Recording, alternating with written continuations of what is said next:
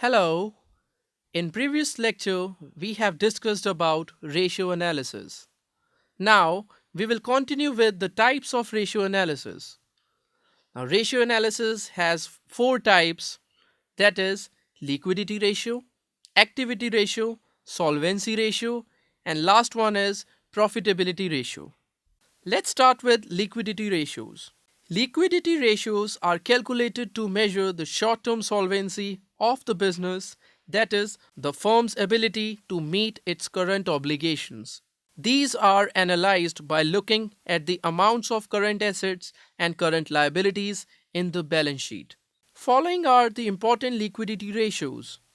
First one, current ratio, second, liquid ratio, and last one, absolute liquid ratio.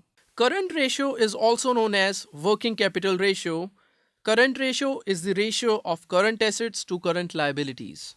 Hence, current ratio is equal to current assets upon current liabilities. Second one is liquid ratio. The liquid assets are defined as those assets which are quickly convertible into cash. While calculating quick assets, we exclude the inventories at the end and current assets such as prepaid expenses, advance tax, etc. from current assets. So, quick ratio or liquid ratio is equal to liquid assets or quick assets upon current liabilities. And third type of liquidity ratio is absolute liquid ratio.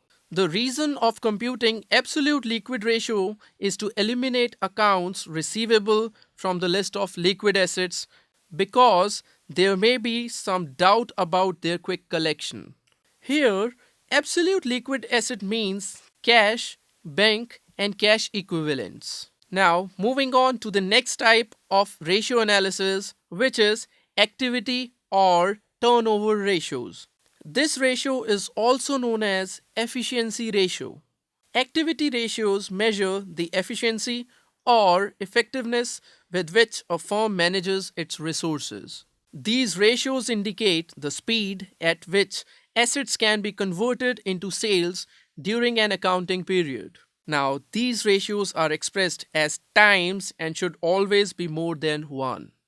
Some of the important activity ratios are inventory turnover ratio, debtors turnover ratio, creditors turnover ratio, and working capital turnover ratio. Firstly, we'll talk about inventory turnover ratio.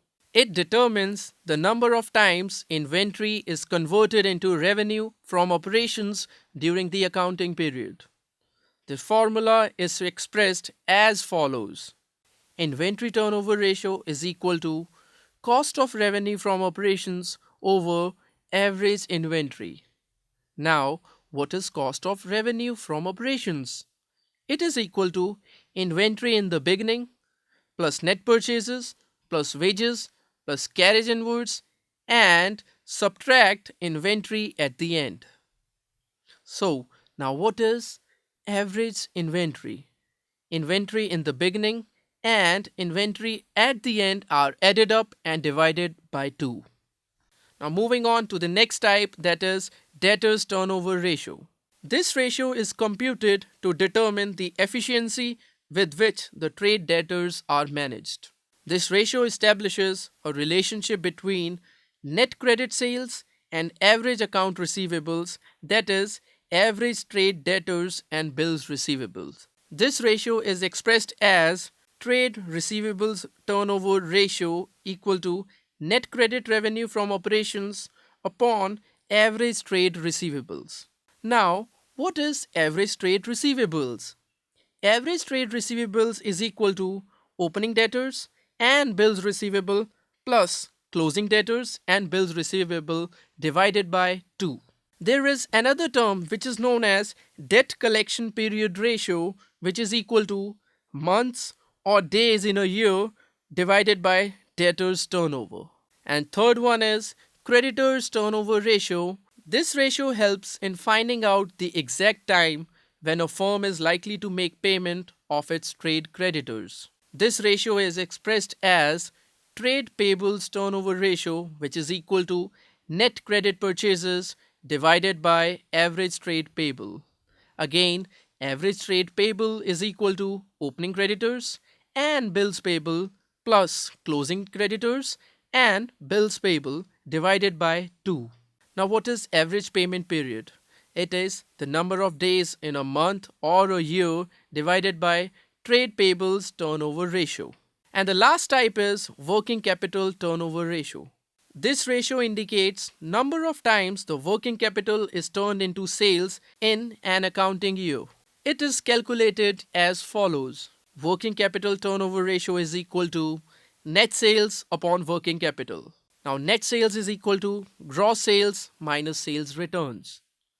And lastly, working capital is equal to current assets minus current liabilities. Thank you.